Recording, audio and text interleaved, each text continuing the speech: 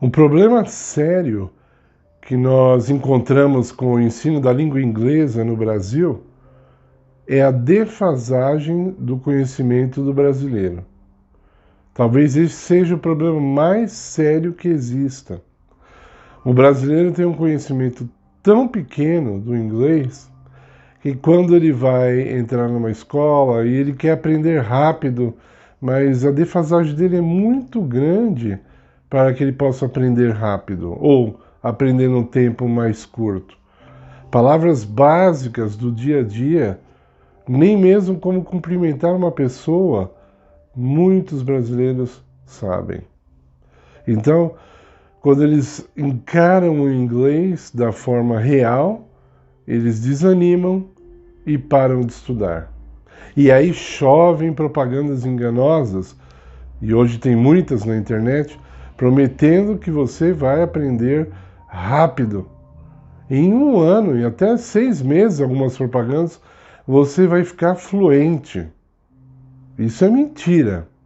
Você sair do zero e ficar fluente em 6 meses, ou mesmo um ano, é mentira, mas eles conseguem conquistar as pessoas e depois, quando a pessoa não atinge, ele fala, também você não estudou, né?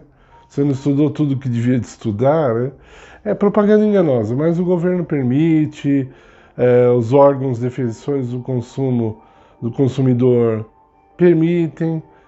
Então essa defasagem, ela desanima mesmo, né? Eu falo até brincando assim, eu acho engraçado, né? Se você é um pedreiro e não tem muita instrução, você vai falar inglês em um ano. Se você é médico, tem doutorado, estudou fora do Brasil, você vai aprender a falar inglês em um ano. Você está entendendo? Todo mundo na escola deles aprende a falar inglês em um ano. Não importa o nível que a pessoa esteja ou que ela possua, até na língua materna dela, em um ano ela vai ficar falando, né? Eu brinco também e falo assim, tá melhor que os americanos, né? Você pega uma criança americana de um ano de idade, ela não fala quase nada, né? Mas o brasileiro ele vai aprender a falar inglês fluente em um ano, né? Então, propagandas enganosas. Mas vamos voltar para a nossa praia. Nosso assunto aqui no canal é saúde espiritual, é vida espiritual. E aí nós vemos uma semelhança. Quando nós começamos a falar da verdade, daquilo que Deus tem para nós, daquilo que Deus exige para nós, do ideal de Deus, do patamar que Deus estabeleceu que nós atingíssemos, quando muitos contemplam esse ideal de Deus, eles desanimam e param de tentar andar nos caminhos de Deus, porque estão muito defasados. As pessoas se afastaram tanto de Deus, tanto, mas muito, que elas não têm noção. E quando essa noção chega, através do trabalho do Espírito Santo, o Espírito Santo fala a consciência e a pessoa vê que ela está longe do ideal de Deus, ao invés dela permitir que Deus a transforme, que Deus dê todo o poder que ela precisa para chegar lá, ela olha para as próprias obras, ela olha para os próprios méritos, ela olha para aquilo que ela já atingiu, para aquilo que ela fez na vida ou deixou de fazer. E aí, quando a pessoa não desiste, ela escolhe uma denominação religiosa que exige menos.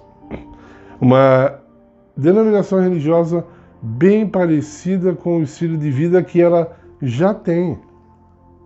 Os jovens hoje, a maioria, eles querem ir para a igreja, mas querem que tenha rock music na igreja. Tem que ter música agitada. Um exemplo. Se não tiver, eles se sentem defasados diante do ideal de Deus, que Deus tem um ideal para a música, por exemplo. E aí eles não querem esse ideal de Deus, e aí os líderes da igreja, para não perder membros, eles falam, tá bom, vamos dar para os jovens aquilo que eles querem, e assim o evangelho foi ficando defasado. É por isso que hoje nós temos um evangelho muito fraco, um evangelho sem poder. O evangelho não tem poder. As pessoas tiveram que batizar o paganismo para que outras viessem para a igreja. Então a pessoa fala, eu vou para a igreja tal, mas lá é assim, o pastor não se importa, a gente pode ter uma vida do jeito que quiser, nada é proibido. Esse é o ideal. Esse é o ideal para a pessoa não convertida. Uma igreja que não exija nada. Uma vida, e no caso, se você não vai numa igreja, então eu vou falar de uma vida espiritual que não exija sacrifícios. Eu quero uma vida espiritual que não exija sacrifícios. Por isso que hoje, muitos que adotam a nova era, por exemplo, ficam felizes porque não é necessário mudar o caráter, não é necessário abandonar o pecado, basta pendurar alguns apetrechos pela casa e você já está protegido do mal e você atrai coisas boas, não importa quão picareta você seja. Se você tiver um sininho especial, ou um incenso mágico, um incenso que atrai coisas boas, né? Então é perfumado e aquele incenso atrai coisas boas. A pessoa não quer fazer sacrifício porque, eu volto a falar o tema de hoje, ela está defasada espiritualmente. Meus queridos, nada vai preencher o ideal de Deus, a não ser o que o próprio Deus estabeleceu. Nada. Não existe uma moeda de troca em que você fale, você compre a Deus. Não existem argumentos filosóficos que façam Deus mudar de ideia, mudar de opinião com respeito à sua própria palavra. A vida espiritual exige sacrifícios, com certeza. Exige a verdadeira vida espiritual, que é a vida espiritual cristã, que é o que nós oferecemos aqui. Nós não oferecemos aqui nova era, nós não oferecemos aqui espiritismo, oferecemos uma vida espiritual em Cristo. E uma vida espiritual em Cristo vai custar sacrifício, vai custar negar o eu. Mas também, com tudo isso, vem a vitória sobre o mal, vem a vitória sobre o eu.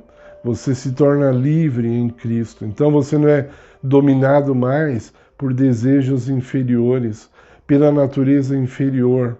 Você é dominado, você é controlado pelo Espírito Santo. E isso, para alguns, é uma prisão, mas não é prisão, isso é liberdade.